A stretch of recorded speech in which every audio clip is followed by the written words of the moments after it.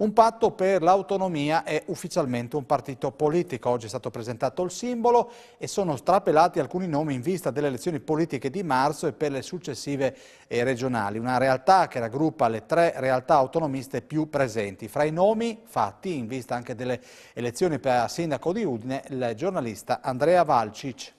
Oggi si presenta il simbolo, spieghiamolo.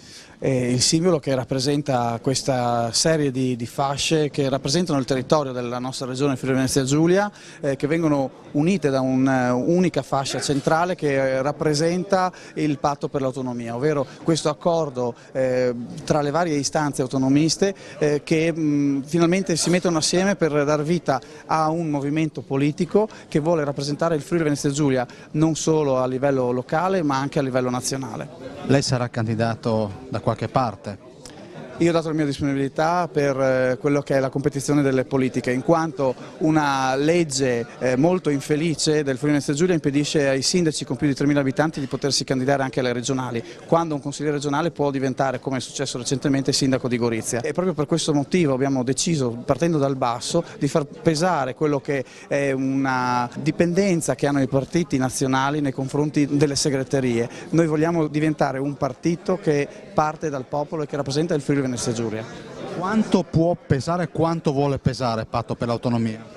Noi siamo convinti che abbiamo i numeri per fare veramente bene, perché abbiamo messo assieme le migliori ispirazioni autonomiste, amministratori locali e quindi possiamo fare veramente tanta strada. Andrea Valcic potrebbe essere tra i protagonisti della corsa sindaco a Udine?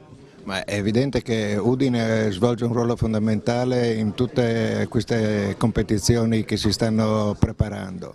Ho messo a disposizione la voglia di fare, di cambiamento radicale di questa città. È un cambiamento che questa città chiede, i suoi cittadini chiedono e quindi dobbiamo esserci e ci saremo.